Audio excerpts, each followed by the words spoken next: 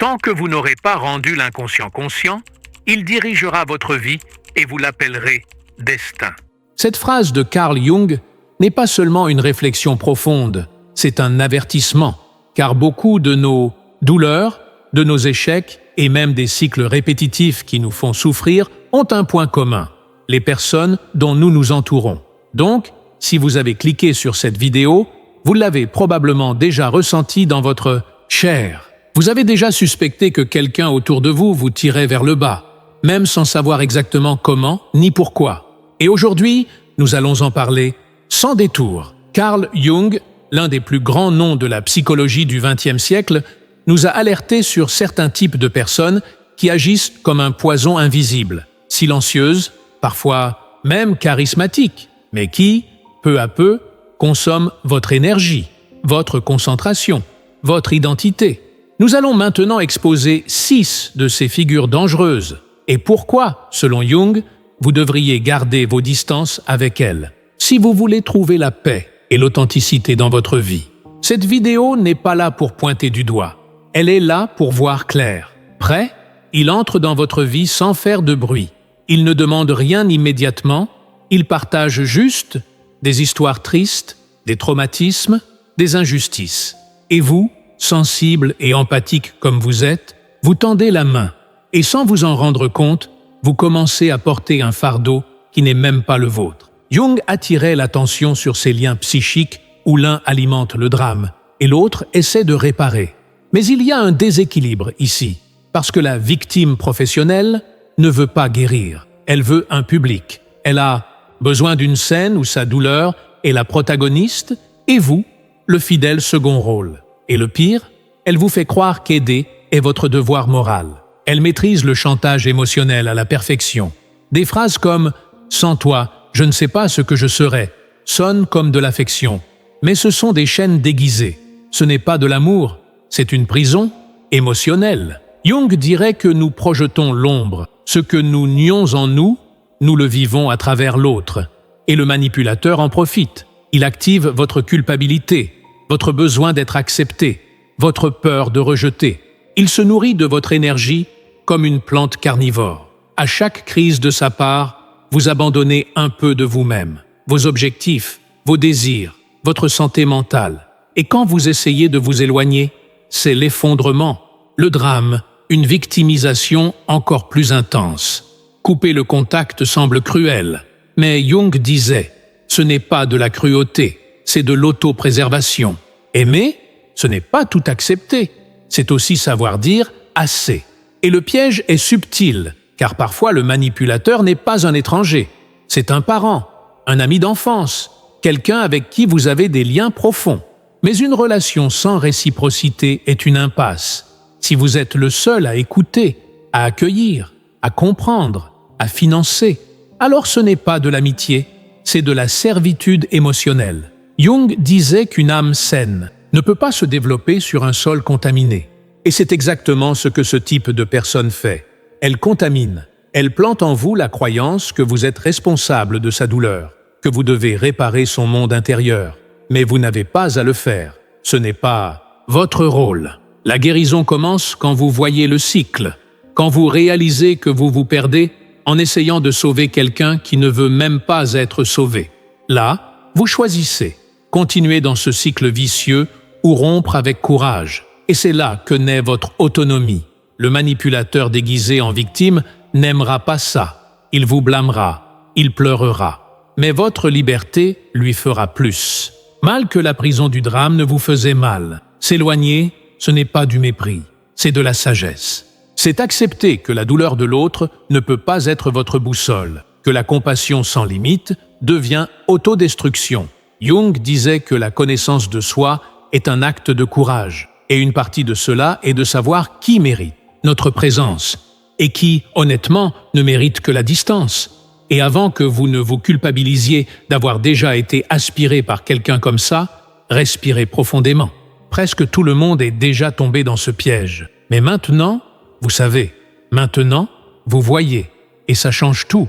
Parce que ce qui semblait être de l'empathie autrefois sonne maintenant comme de l'abus émotionnel. Et une fois que vous voyez, vous ne pouvez plus ne pas voir. Il arrive plein de prestance, confiant, éloquent, presque hypnotisant. Il sait tout, a des réponses à tout. Il se présente comme quelqu'un qui est là pour t'aider. Et au début, tu y crois. Après tout, qui ne serait pas séduit par quelqu'un qui semble te comprendre mieux que toi-même?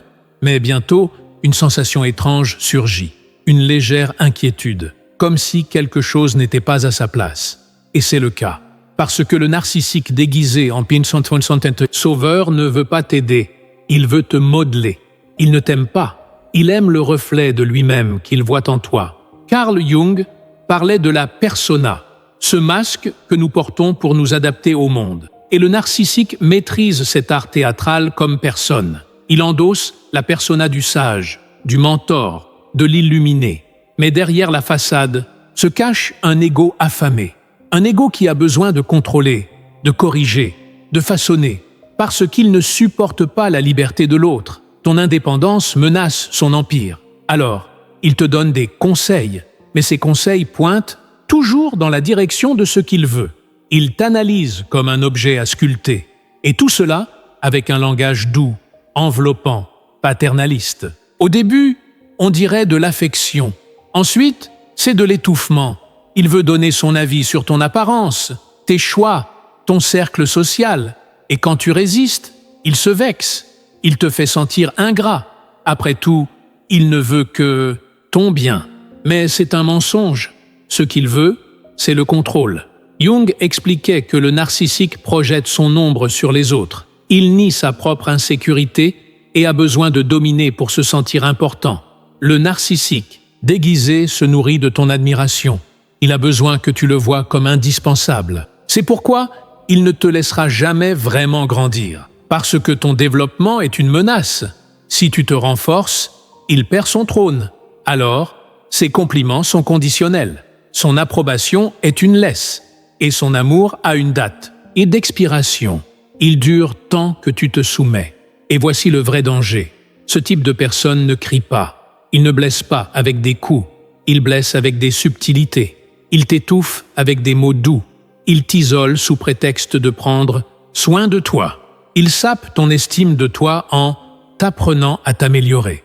Et quand tu es déjà au plus bas, vulnérable, dépendant, il se sent en sécurité.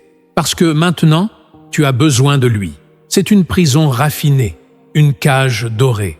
Et ce qui la rend si dangereuse, c'est qu'elle ressemble à de la protection. Jung avertissait « Tout ce qui exalte l'ego rabaisse l'âme ». Et ce type de relation nourrit l'ego de l'autre au prix de ton âme. Tu deviens un projet, pas une personne, un miroir, pas un partenaire. Et peut-être as-tu déjà vécu cela, avec un ex, un patron, même un thérapeute. Oui, même des professionnels peuvent tomber dans ce schéma. La question n'est pas le titre, c'est la dynamique. Quand tu ne peux pas faire d'erreur sans être corrigé, quand tu ne peux pas être en désaccord sans être puni émotionnellement, quand tu ne peux pas grandir sans provoquer de la jalousie, fuis. Ce n'est pas de l'amour, c'est un piège. Le narcissique sauveur dira que sans lui, tu n'iras pas loin, que tu es ce que tu es grâce à lui. Mais Jung dirait « c'est une illusion ». C'est la projection de sa peur d'être insignifiant. Parce que quand tu te libères, il disparaît. Il ne sait pas être un second rôle. Il ne survit qu'en étant le protagoniste de ta vie. Et écoute, se libérer de ce type de relation demande du courage. Parce qu'au début, ça fait mal. On dirait que tu abandonnes quelqu'un qui te comprend. Mais ce que tu abandonnes vraiment, c'est l'idée fausse que tu as besoin de quelqu'un pour te dire qui tu es. Et quand cela s'effondre, c'est là que tu commences à te voir vraiment.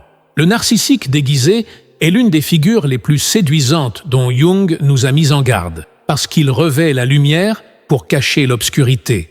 Mais maintenant, tu as la lampe, tu reconnais les signes, tu sens la différence entre un véritable guide et un faux sauveur. Et ça, mon ami, c'est du pouvoir. Il sourit avec toi, célèbre tes victoires, t'enlace quand quelque chose réussit. Mais au fond, il espère que ça ne durera pas. Jung nous a appris que l'envie est une ombre niée, une douleur déguisée qui se cache derrière des compliments. Et l'envieux silencieux est un maître dans cet art. Il feint l'admiration, mais porte du ressentiment. Il ne supporte pas de voir en toi ce qu'il ne parvient pas à manifester en lui. Alors, il va saboter discrètement, jamais de manière évidente. Il lancera des commentaires acerbes déguisés en blagues. Il te fera douter de tes propres réussites. Tout cela, avec un air de ami sincère. Ce type de personne est comme un brouillard. Tu le sens, mais tu ne peux pas le prouver. Et c'est exactement là que réside le danger.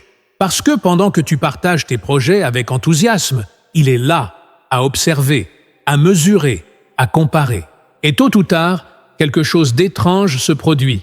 Ta motivation commence à faiblir. Tu te surprends à hésiter avant de partager tes idées.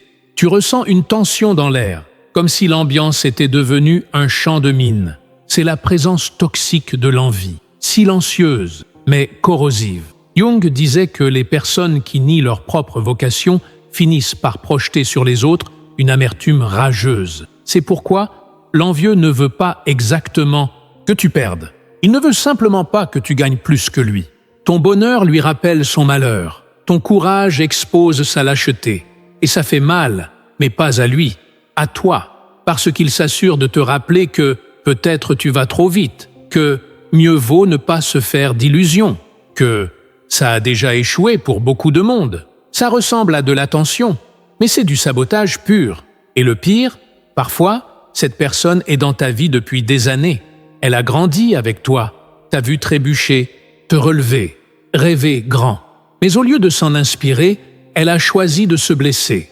Et quand elle réalise qu'elle ne peut pas te suivre, elle essaie de te retenir. Avec de l'ironie, de la froideur, des conseils chargés de venin passif. Et si tu le confrontes, il se pose en victime.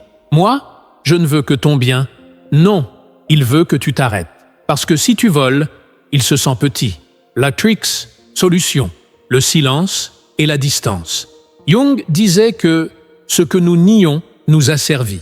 L'envieux n'admet pas sa douleur. Et tu n'as pas l'obligation de la guérir. Tu as seulement la responsabilité de te protéger, de garder tes rêves loin de ceux qui ne savent pas gérer l'éclat des autres, de préserver tes réussites des regards qui ne voient que la compétition. En fin de compte, le véritable ami vibre avec ta lumière. Il ne l'éteint pas. Et la personne qui te soutient vraiment ne se sent pas menacée par ta croissance. Alors, observe plus que tu n'écoutes. Note les micro-réactions, les regards, les silences après tes victoires. Parce que souvent, l'ennemi qui freine le plus ta vie est assis à tes côtés et sourit.